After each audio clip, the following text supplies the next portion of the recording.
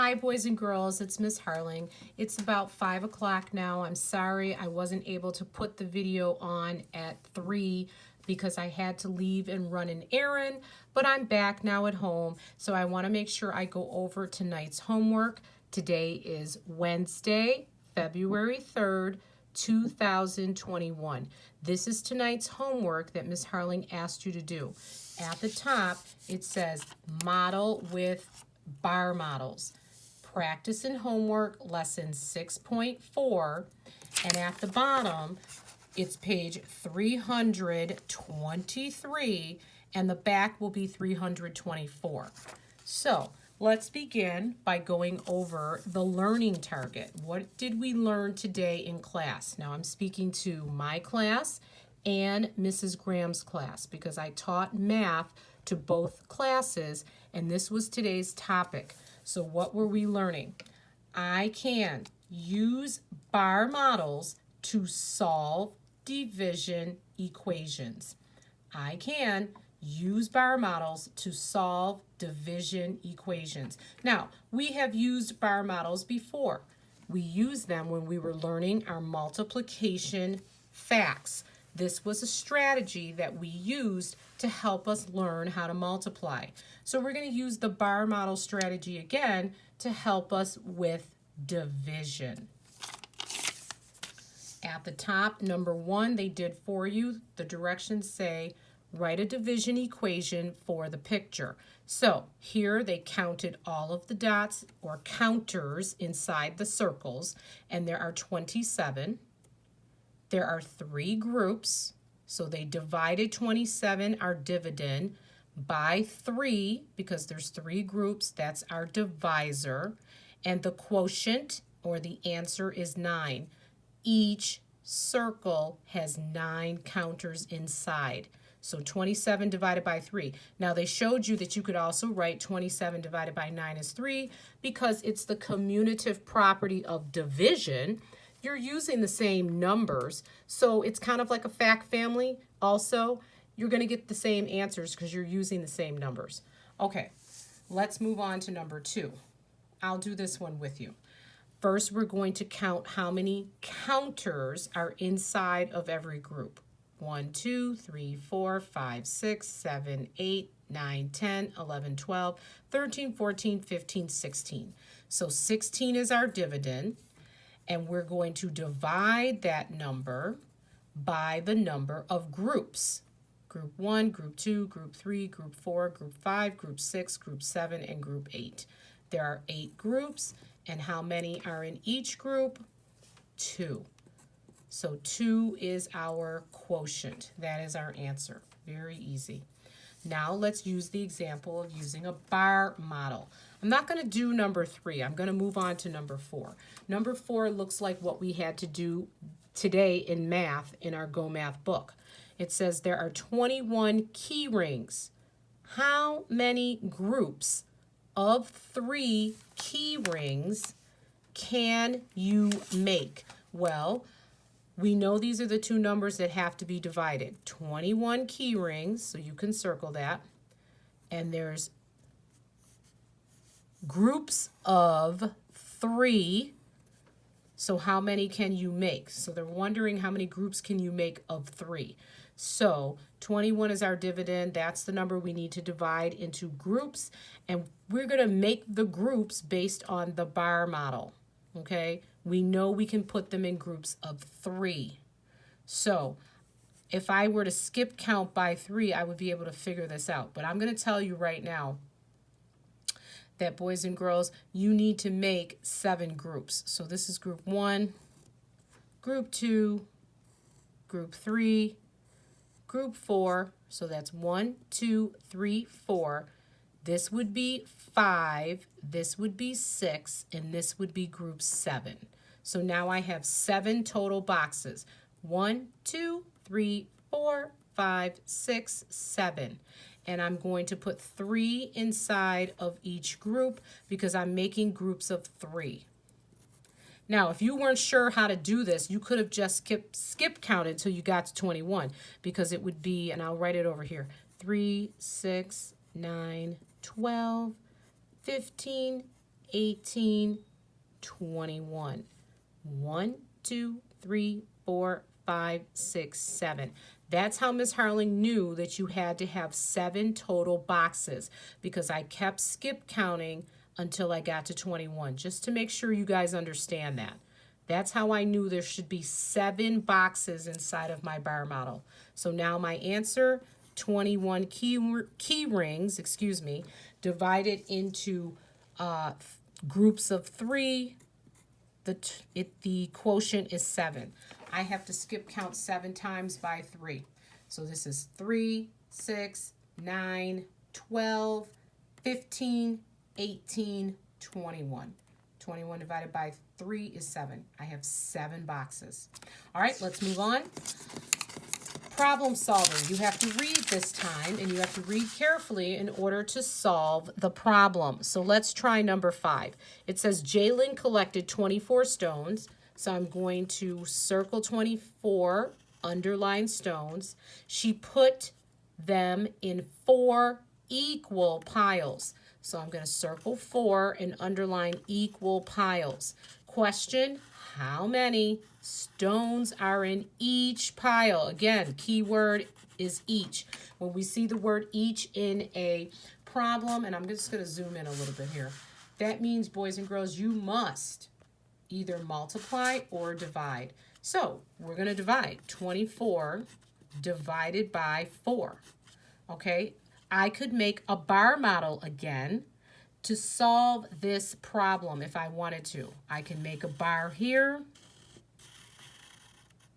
and I want to do 24 divided by 4. So I'm just going to make 4 groups. And I'm going to make dots inside to show how many go in each group until I get to 24. 1, 2, 3, 4, 5, 6, 7, 8, 9, 10, 11, 12, 13, 14, 15, 16, 17, 18, 19, 20, 21, 22. Ooh, I messed that up. 23, one goes here. I missed that one. 24, I'm sorry. Going a little too fast, but if you look at every group as I zoom in closer, how many do you see in each group? You should see 6.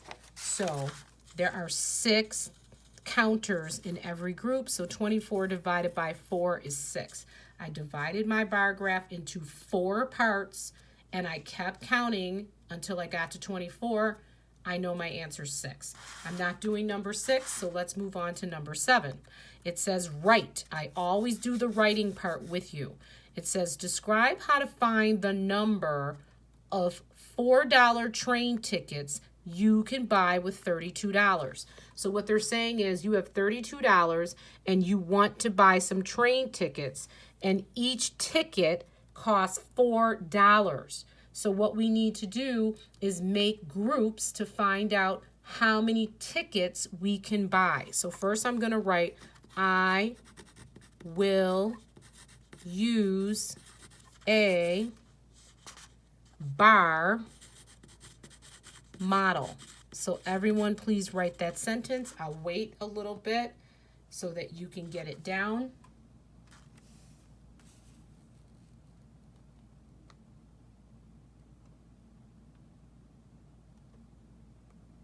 So now I'm going to create my bar model. I'm just going to zoom out here a little bit so you guys can see, because what you need to do is make 4 groups and place counters in each group, and you continue to do that until you get up to the number 32. When all the counters are in the boxes of your bar model, you stop. So here is my bar. I have my 2 numbers, $4 per ticket, and I have $32 to spend. So again, I'm trying to find out how many tickets I can buy. So I'm going to divide my bar model into 4 boxes. 1, 2, 3, and that one's 4. And I'm just going to keep putting counters in until I get to 32. So now I'm going to zoom in so you guys can see me do this, okay? So let's see if I can zoom in some more. There we go. That'll be good. Okay. 1, 2, 3, 4, 5, 6, 7, 8, 9, 10, 11, 12, 13, 14, 15, 16, 17, 18, 19, 20, 21, 22, 23, 24. Now I'm going to keep going. I just want to remind you, I have to keep putting one in each group so every group looks the same. And again, I'm trying to get to 32. So I'm at 24, right? I'm going to keep going. 25, 26, 27, 28, 29, 30, 31, 32.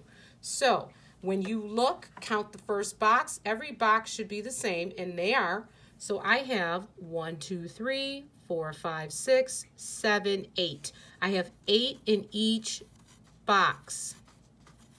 So 32 divided by 4 gives me 8. So let me zoom out. And that's what you should be writing. $32 divided by $4 per ticket means that I can buy 8 tickets.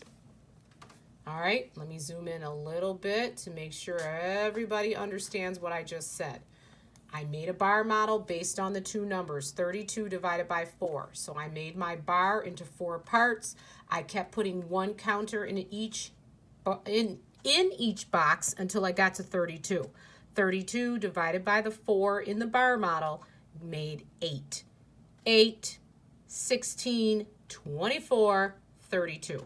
Now, I'll leave it there for a minute and let you guys copy, because I know sometimes Ms. Harling goes a little fast. Now, those of you who are new to my class, when I show a video, you can pause the video by clicking on the little arrow, and you can stop it.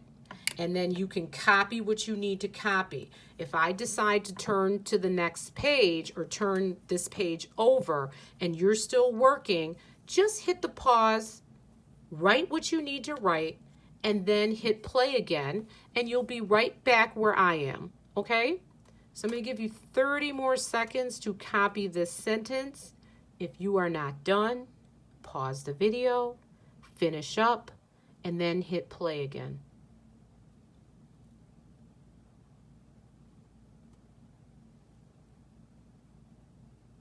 Remember, there are 8 counters in each of these squares, in each of these boxes. Okay, I'm moving on. If you're not ready, hit pause. Okay, I'm going to the back. Some of the back should be review for you. Let's see. I'm not going to do number 1, but I'll do number 2. All right, so let me just zoom in here so you guys can see.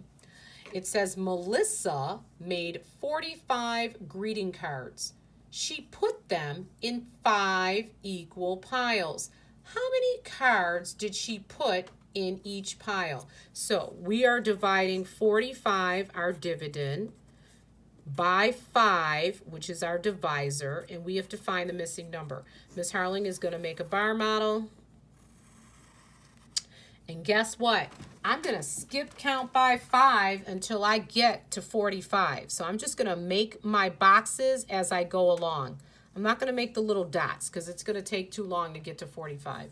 So I'm just going to say 5. This would be 10, 20. Now remember, I'm counting by 5s. Or excuse me, this is 15. I'm sorry. 5, 10, 15, 20, 25, 30, 35. I have to make this longer. 40, 45. Now, I would only do this with 5s because skip counting by 5s is easy. So now you just have to go back and count the boxes, and then you'll have your missing quotient. 1, 2, 3, 4, 5, 6, 7, 8, 9. 45 divided by 5 is 9. Everybody see how I did that? I skip counting until I got to 45, and I counted the boxes to see how many there were. There's 9. All right, moving on. Let's see. Let me zoom out here. Now I'm going past my 15 minutes. I don't like to keep a video longer than 15 minutes, but I'm going a little bit long today. All right, let's see. Number 7, I'm not doing, or excuse me, number 3, I'm not doing. I'm not doing number 4. All right, I do want to talk about the bottom, 5 and 6, because I think some of you will get confused about that. So let me just explain. It says use this line plot for 5 and 6. Now, let me just zoom in on the line plot, and then I'll be done, okay? Here is a line plot about the number of computers at your home. So these numbers represent how many computers you might have in your house. Some people have none. Some people have 1. Some people have 2. Some people have 3. And some people have 4. The X's represent the number of people. Now remember, these numbers are for the computers. These X's represent how many people have these numbers of computers in their home. So here's the question. Let me zoom out. For number 5, it says how many families have exactly, keyword, 1 computer at home. So I would go to the number 1, and the X's tell me how many people have 1 computer in their house. 1, 2, 3, 4, 5, 6. So your answer would be 6. Easy, right? And then number 6, how many families have more than 1 computer at home? So that means you have to count all of these people, but you can't count the 0, because we're not asking about the people who have no computers at home. We're asking about people who have more than 1. So actually, you don't count the 1 either. You count 2 and above, okay? So you're only looking at this part. How many people have 2 and above computers at home? So some people might have 2, some people might have even 3 computers in their house, and some people might have 4. So now we're going to count. 1, 2, 3, 4, 5, 6, 7, 8. So 8 people have more than 1 computer in their home. So your answer is 8. So I wanted to make sure you understand a line plot, because I really haven't taught that yet, and I figured some of you might be confused. The X's stand for the people. The numbers stand for how many computers are in the house. Okay, I went well over. It's 17 minutes in. I'm going to stop now. The rest of the homework is for you to do on your own. I will see you tomorrow. We will go over it together. I hope you guys have a nice evening. Bye.